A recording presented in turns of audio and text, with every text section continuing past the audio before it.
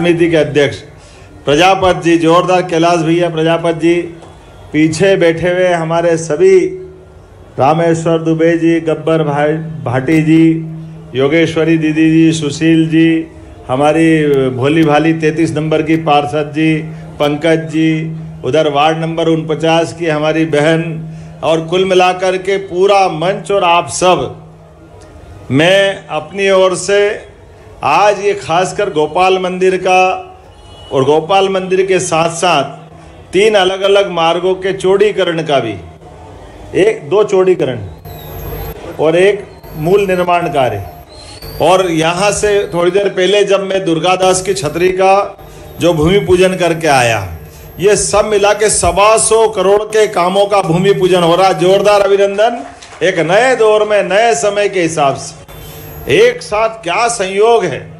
यहाँ गोपाल मंदिर पर, ये गोपाल मंदिर का चौक हमको अपने शहर का सबसे गौरवशाली चौक लगता था, लेकिन अब ये नया निर्माण जब होगा तो ये गोपाल मंदिर चौक डबल हो जाएगा। जोरदार अभिनंदन करो। इधर से उधर तक हमको मालूम, जब सवारी निकलती, पेशवाई निकलती है, और ये पटनी बाजार तरफ का रास्ता जो सबसे छोटा लगता था, और इसमें भी वो सारे प्रबंधन किए हैं कि जो जो लोगों की रोजी रोटी के कामकाज है संस्थान के, प्रत्येक आदमी को जोड़ के रखा। सबके लिए जोरदार अभिनंदन। हमारे इस योजना के प्रोजेक्ट से किसी के मन में कोई कष्ट नहीं है, कोई परेशान नहीं, सबको जोड़ के चलने के लिए ये जो हमारी अपनी भावना है कि हाँ विकास होना चाहिए, लेकिन इनके साथ में ये हमारे ऐसे लोग छूट रहे हैं, उनको भी जोड़ दें। लेकिन ये बात भी सही कि इस रिगल टाकीज की कहानी भी बहुत पुरानी, 16 से लगाकर पता नहीं कौन कौन सी पिक्चरों में हम में से कई लोगों ने यहाँ देख करके आनंद लिया होगा। वो पुराने जमाने की पिक्चरों का दौर, जिसके आधार पर ये 16 की 16 तो ऐसा लगा के भूल ही गए। एक वो नदिया के पार में भी 1.5 साल पता नहीं कितने साल चली थी, वो है लगी 1.5 साल चली थी वो।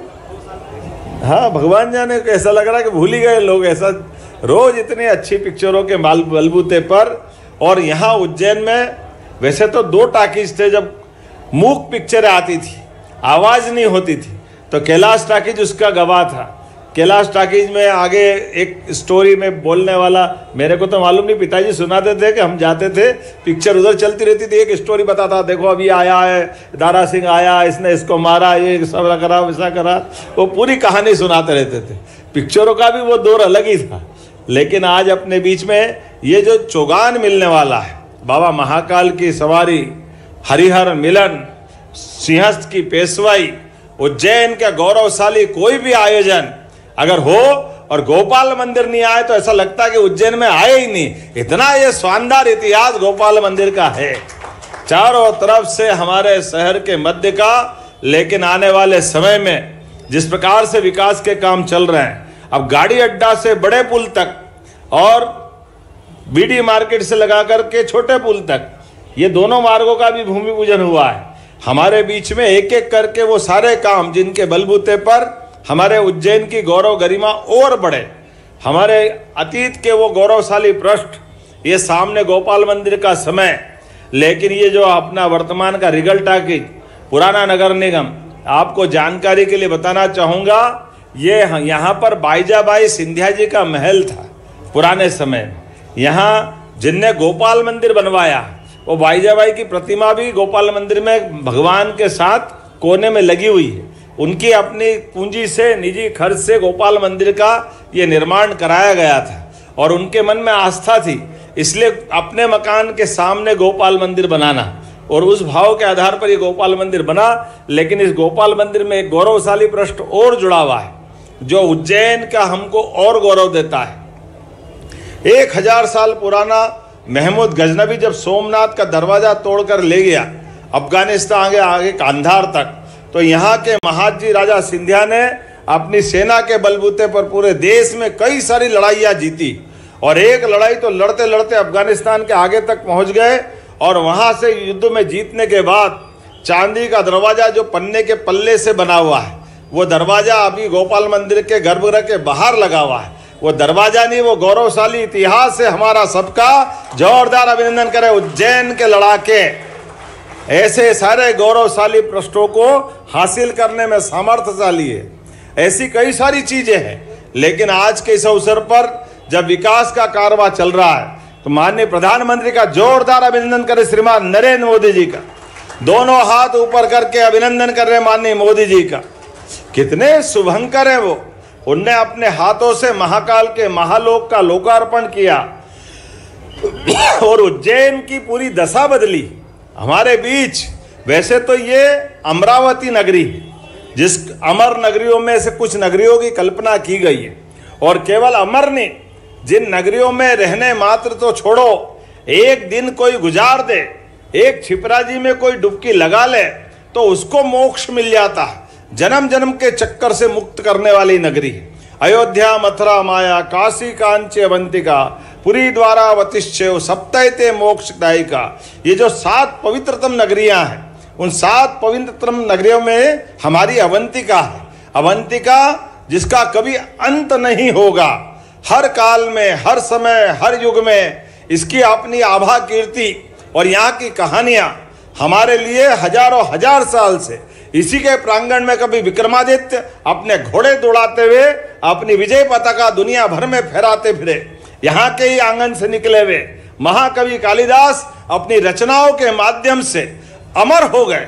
ऐसे एक नहीं, वराहमिहिर से लगा करके कई सारे लोग, राजा भोज से लगा करके सिंधुराज तक, मुंज से लगा करके उदयादित्य तक, अशोक से लगा करके चंड प्रद्योत तक, पूरा देश जिनके नाम के आगे थर्राता था। चंड प्रद्योत उस काल के दौर में 2500 साल पहले जब उज्जैन से अपनी यात्रा प्रारंभ करके दुनिया के अंदर नाम कमाते थे, उज्जैन राजधानी का गौरव और गर्व पाती थी। आज के इस अवसर पर हम वीर दुर्गादास को भी याद करेंगे। दुर्गादास जी वो महान स्वतंत्रता सेनानी जिनने अपने साम्राज्य, उदयपुर साम्राज्य के लिए, राजस्थान में जोधपुर साम्राज्य के लिए उनके अपने जीवन में कई लड़ाइयां, और एक पीढ़ी नहीं, 2 पीढ़ी, 3 पीढ़ी लगातार उनने अपनी देशभक्ति के बलबूते पर, कोई एक व्यक्ति कितने प्रकार से लड़ सकता है, और जिनके बारे में कहा जाता था कि वो खाना खाने के लिए भी घोड़े से नहीं उतरते थे, वो अपने भाले से ही बाटी पका लेते थे। 24 घंटे अनवरत मेहनत करने वाले, 24 घंटे लगातार संघर्ष करने वाले, जीवन की सब बड़ी से बड़ी लड़ाई लड़ने में अगर कोई सामर्थ्यशाली रहा है तो हमारे बीच गौरवशाली वो वीर दुर्गादास जी का इतिहास भी है, जिनकी आखिरी इच्छा थी कि अगर शरीर छूटे तो बाबा महाकाल की नगरी में छूटे। इसलिए वो आखिरी समय में हमारे उज्जैन में चक्रतीर्थ के पास उन्होंने अपने प्राण त्यागे थे। उनकी छतरी का भी आज जीर्णोद्धार करने का काम किया है। जोरदार अभिनंदन करें हमारे अपने गौरवशाली वीर दुर्गादास को नमन करते हुए, क्योंकि ये स्वतंत्रता सेनानियों की नगरी भी है, ये स्वतंत्रता प्रिय लोगों की नगरी भी है। कई कई इतिहास के ऐसे पृष्ठों को लेकर के चलने वाली नगरी है, जिसके आधार पर न केवल 2000 साल पहले सम्राट अशोक के, विक्रमादित्य के समय शकों को परास्त करने वाला किस्सा हो, या उसके बाद के हूण वाला किस्सा हो, या बाद के काल में मुगलों का काल हो, हर काल में बाबा महाकाल ने अपनी एक अलग पहचान बनाई। हर युग में, हर समय इस नगरी की अपनी ऐतिहासिक गाथा रही है। आज इस अवसर पर जब मैं गोपाल मंदिर पे बोल रहा हूं, तो अभी 2 दिन पहले लगातार 4 दिन तो ऐसे हो गए कि लगता है कि पूरा प्रदेश एक साथ विकास के कितने सारे मोर्चे खोल रहा है। कितना आनंद आ रहा है जब हमारे बीच हमारे राष्ट्रीय अध्यक्ष जगत प्रसाद नड्डा जी ने हमारे लिए परसों 2 आदिवासी अंचल में, एक सिंगरौली और एक श्योपुर में मेडिकल कॉलेज की सौगातें दी। जोरदार अभिनंदन करें। प्रदेश के अंदर अब आज की स्थिति में 16 मेडिकल कॉलेज हमारे हुए हैं, और इतना ही नहीं, एक साल में 5 मेडिकल कॉलेज, गए साल 3, 2 इस साल, और 4 पीपीपी मॉडल पर। वो गया जमाना 1956 से लेके 2002-3 तक 55 साल में केवल 5 मेडिकल कॉलेज मिले थे मध्य प्रदेश को। हमें गर्व है, एक साल में 5 मेडिकल कॉलेज चालू करके मध्य प्रदेश की जनता की सेवा में हमारी सरकार और हमारी पार्टी ने दिए हैं। इतना ही नहीं, जहां 1956 से लगाकर 2002-3 तक 56 साल में हमारे यहाँ केवल 7.5 लाख हेक्टेयर सिंचाई का रकबा था, और हमारी पूर्ववर्ती मुख्यमंत्री साध्वी उमा भारती, बाबूलाल जी गौर, शिवराज सिंह जी चौहान, इनके नेतृत्व में सिंचाई का रकबा बढ़कर के जब हमारी सरकार बनी तब तक 44 लाख हेक्टेयर हुआ था। लेकिन 44 लाख हेक्टेयर से एक साल में ये 7.5 लाख हेक्टेयर बढ़ाकर आज 52 लाख हेक्टेयर का सिंचाई का रकबा हमारे मध्य प्रदेश को मिला है। और इसलिए अभी अनिल जी बात कर रहे थे, अनिल जी ने कहा कि बरसात आ जाए तो गंभीर भर जाए। भगवान की दया, बरसात तो आना ही चाहिए, इंद्रदेव के आशीर्वाद तो मिलना ही चाहिए। लेकिन एक और बड़ी बात हो गई, अब गंभीर केवल बरसात के भरोसे रहने वाला नहीं है। बरसात आए तो बहुत अच्छा, बरसात नहीं आए तो नर्मदा जी के आशीर्वाद से जब चाहो डैम भरो, उज्जैन में जो विकास के काम करना हो सब करो। पीने के पानी, सिंचाई के साधन, कोई निर्माण कार्य से लगाकर इंडस्ट्री तक में सभी में बराबरी से कोई भी डैम एक एक करके आने वाले समय में जब साहिबखेड़ी सिलारखेड़ी डैम बनेगा तो हमें गर्व रहेगा। दुर्भाग्य से 1980 के बाद गंभीर से ही हम सिंवस्त कराते आए, चाहे 80 का मामला हो, 92 का मामला हो, जब हमको गंभीर डैम की बड़ी सौगात मिली थी।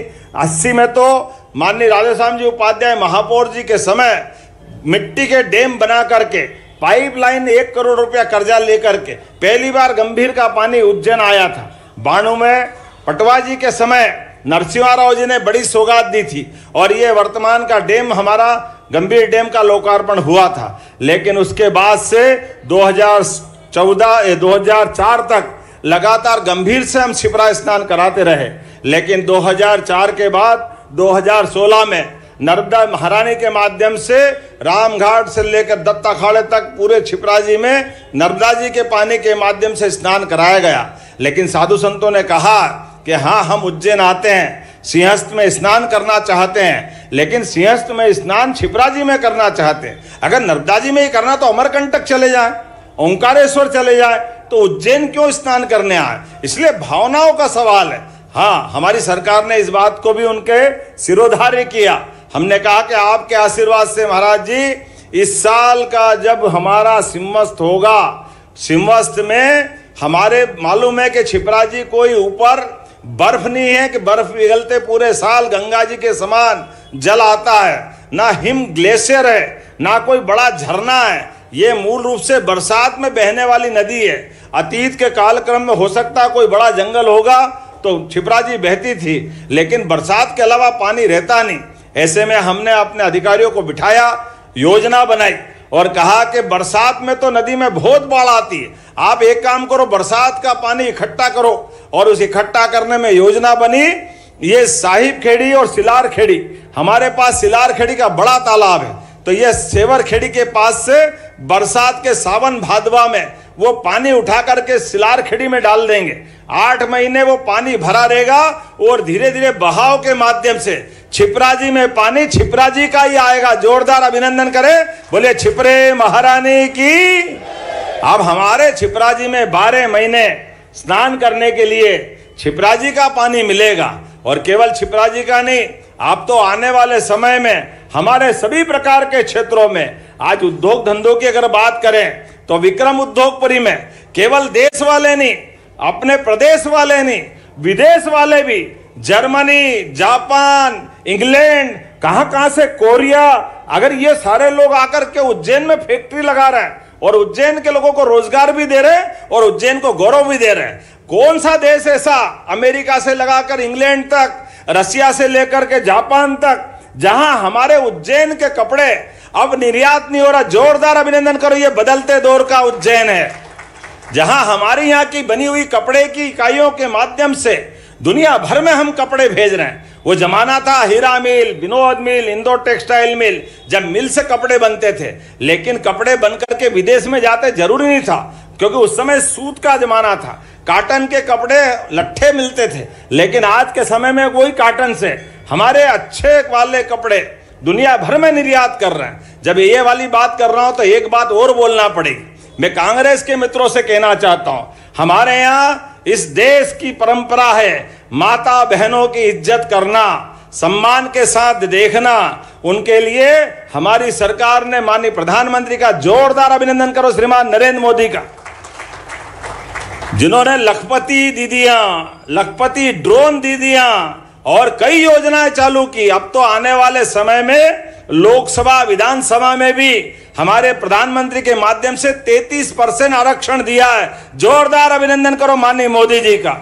और हमने भी उनके आदेश के आधार पर लाडली बहना योजना जो चुनाव के पहले चालू हुई थी, उस लाडली बहना योजना के बलबूते पर हमने अपनी सरकार में कहा कि सारी योजना चालू रहेगी और धीरे धीरे करके हम 3,000 रुपये तक देंगे। गए साल हमने 1250 दिए, इस साल सावन के महीने में 250 अलग और 1250 दे रहे हैं। लेकिन भाई दूज से दीपावली के बाद हम बहनों को 1,500 रुपया महीना देंगे। ये हमारी बहनों के प्रति हमारी भावना है, ये सम्मान है। लेकिन ये कांग्रेस के प्रदेश अध्यक्ष और कांग्रेस के लोगों को बहन बेटी का अपमान करने का पता नहीं कौन सी मति मारी गई।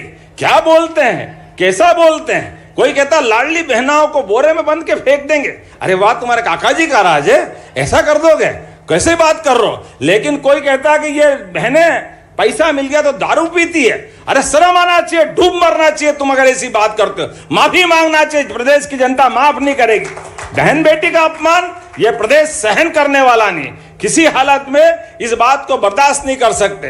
पता नहीं कहां के आंकड़े लिया है, खुद की उतरी नहीं होगी रात में, पता नहीं क्या हुआ, किसके लिए कह रहे भगवान जाने, क्या मालूम क्या चक्कर है। जैसी बुद्धि वैसी बात। क्या कह रहे, ये आंकड़ा लिया है। अच्छा हुआ दैनिक भास्कर में इस टेबल छपी है जिसके माध्यम से कहा कि सबसे ज्यादा दारू पीने वाले हो सकते कहीं भी होंगे, लेकिन ये गारंटी से कह सकता हूं हमारे ही प्रदेश की बहनों का अपमान करने का अधिकार हमारी सरकार और हमारी पार्टी बिल्कुल देने को तैयार नहीं है। हम सब अपने बहनों के लिए, अरे हमारे यहां तो साल में 365 दिन 500 त्योहार मनते, और कौन सा त्योहार बहन बेटी को आगे रख के नहीं मनाते। ऐसे माहौल में अगर इस तरह की बात करोगे लोकतंत्र में तो ये कतई बर्दाश्त करने वाले नहीं। लेकिन पता नहीं क्या बुद्धि है। और अगर इतिहास देखो, उनके ही नेता अगर पत्नी से झगड़ा हो जाए तो दिल्ली के अंदर तंदूर में टुकड़े टुकड़े करके जलाने का रिकॉर्ड भी अगर किसी के माथे है तो कांग्रेस के माथे है। किसी बहन बेटी के साथ अगर गलत बोलने का रिकॉर्ड भी है तो कांग्रेस के माथे है। यह कांग्रेस का अतीत हमेशा देश की आधी आबादी को, प्रदेश की आधी आबादी को अपमानित करता रहता है। हमारी सरकार और हमारी पार्टी ने तय किया है ऐसे लोगों के लिए प्रदेश में कोई जगह नहीं है। और आने वाले चुनाव में वाकई इस तरह से अगर जो व्यवहार करता है, ये भाषा बोलता है, उनको जनता पहले ही ठिकाने लगा चुकी है। ये धीरे धीरे सारे मैदान से गायब होने वाले हैं, कोई इनको बचाने वाला नहीं। तो आज के इस अवसर पर जब कई सारी सौगातें मिल रही है, ऐसे में एक बात और बताना चाहता हूं। हमारी सरकार के माध्यम से हमारी पार्टी की लाइन है कि हाँ, हम 27% आरक्षण देना चाहते हैं और 27% आरक्षण देने के लिए हमने तो दिल खोल के कहा है कि आओ हम अपने इस 27% आरक्षण में, कांग्रेस के लोग कह रहे हम भी देना चाहते हैं, हमने भी दिया, आपने भी दिया। हमने कहा भैया आपकी बात मान लेते हैं, कल सर्वदलीय बैठक बुला लेते हैं। सर्वदलीय बैठक में आपका वकील भी, हमारा वकील भी, जब सुप्रीम कोर्ट ने अब तय कर दिया है कि 23 सितंबर से डे टू डे की तारीख लगेगी, तो अब हमारी तो सद्भावना है कि आओ हम मिल बैठ करके एक साथ लड़ें। अगर लगता है हर एक वर्ग के लिए, चाहे एससी हो, एसटी हो, ओबीसी हो, ये माननीय मोदी जी की पार्टी जिनने सामान्य वर्ग को भी पहली बार 10% का आरक्षण दिया, जोरदार अभिनंदन करो माननीय नरेंद्र मोदी जी का। हमारा काम ही सभी वर्गों को साथ लेके चलने का है, किसी वर्ग के हक को कोई छोड़ने का, किसी हक के वर्ग को कोई अपमानित करने का नहीं। लेकिन जो राजनीति करते हैं उनका हम कुछ नहीं कर सकते। तो हमने कहा कि आइए हम सब मिलकर के विकास के एक एक एजेंडे को नीचे तक लागू करें और यशस्वी प्रधानमंत्री के नेतृत्व में प्रदेश को नंबर 1 के राज्य के स्थान पर पहुंचाएं।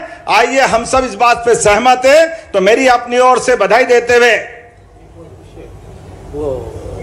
ये ग्राउंड है सागर, हाँ ये नया भैया उन्नयन की घोषणा कर दो आप। चलिए बैठिए। एक मिनट, ये अनिल जी, माननीय मुख्यमंत्री जी से मैं मांग करता हूं कि क्षीरसागर स्टेडियम है वो पवेलियन के रूप में कन्वर्ट हो जाए। ताली की गड़गड़ाहट के साथ सब लोग खड़े होकर अभिनंदन करिए। खड़े होकर, बड़ा प्रोजेक्ट है, खड़े होकर अभिनंदन करिए भैया।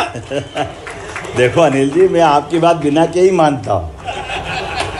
आप बताओ, अनिल जी के क्षेत्र में मैं लड़ता तो दक्षिण से हूँ, लेकिन रोज भूमि पूजन लोकार्पण आप ही के क्षेत्र में हो रहा है। बताइए, हमारा उज्जैन है, आपका और हमारा उज्जैन है। चुनाव में भले रचना हो सकती है, इसलिए आप बताइए 10,000 करोड़ की मेट्रो ट्रेन की सौगात मक्सी रोड से यहाँ आगर रोड से चलेगी और ठेठ इंदौर होते हुए कहाँ पीथमपुर तक जाने वाली। जोरदार अभिनंदन करो, ये नई दौर की नई व्यवस्था। मेट्रो ट्रेन बड़े बड़े नगर में मिलती थी, हमारी सरकार ने धीरे धीरे तय कर दिया। उज्जैन, इंदौर, धार, अब बताओ ये सब अलग अलग नगर थे, लेकिन सबको एक करते हुए मेट्रोपॉलिटन सिटी बनाने का भी काम हमारी सरकार ने किया। जोरदार अभिनंदन करें। बदलते दौर में आप तो अंदाज लगा लो, इंदौर गेट से लगाकर निकास तक का 2 लेन, ऊपर भी सड़क पे गाड़ी चल रही है, नीचे भी चल रही है। ऊपर वाला ऊपर से निकल रहा है, नीचे वाला अपना काम कर रहा है। बदलते दौर में कितनी सौगात लोगे अनिल जी। और अभी तो एक सौगात और, अब तो ये आपका मंडी गेट के आगे से वहां अगर रोड से 4 लेन फिर ऊपर बन रहा है, नीचे भी 4 लेन, 4 क्या 6 लेन है नीचे। तो यहां से लेके ऊपर से रेलवे स्टेशन के देवास गेट से होते हुए इंदौर गेट और इंदौर गेट से गेल फैक्ट्री तक। अब कहाँ गेल फैक्ट्री, सीधा सीधा अपना वहीं आ गया नाना खेड़ा चौराहा बस स्टैंड तक। ये 4 लेन ऐसा लग रहा है कि कहाँ की दुनिया में है, ऐसा लग रहा है कि अपन है कि नहीं। जा चिमटी खोल के देखो, लगता है कि बदलते दौर में उज्जैन कहाँ से कहाँ जा रहा। जोरदार अभिनंदन करो अपनी इन सारी व्यवस्थाओं के लिए। लेकिन अनिल जी, जो जो आप चाहोगे सब होगा। हमारा मित्र अगर यहाँ विधायक है और उज्जैन का विधायक है और क्या प्रदेश का कोई जिले का विधायक हो, हमने सबने प्रयास किया है। हर एक क्षेत्र के विकास के मामले में हमारी सरकार के पास कोई कमी नहीं है। जो आप चाहोगे वो सब मिलेगा। मेरी अपनी ओर से एक बार फिर आपको बधाई। और खासकर आपने क्षीरसागर स्टेडियम की बात कही है, आप प्रोजेक्ट बनाना, कलेक्टर भिजवाना, निश्चित रूप से हम आपके साथ हैं। मैं एक बार फिर आप सबको सारी सौगातों के लिए पुनः बधाई देना चाहता हूं। मेरे साथ सब जोर से बोले, भारत माता की, भारत माता की, भारत माता की। बहुत बहुत धन्यवाद। भारत माता की जय। हार्दिक धन्यवाद यशस्वी मुख्यमंत्री जी। आपके योगेश्वर प्रयासों से मध्य प्रदेश का स्वर्णिम युग के हम साक्षी बन रहे हैं। और आइए अब देखते हैं एक वीडियो रीगल टॉकीज पर आधारित, जो कि गौरवशाली इतिहास संजोए हुआ है उज्जैन का। मैं हूँ उज्जैन की रीगल टॉकीज। मैंने सालों आपका मनोरंजन किया, याद होगा। मैंने आपको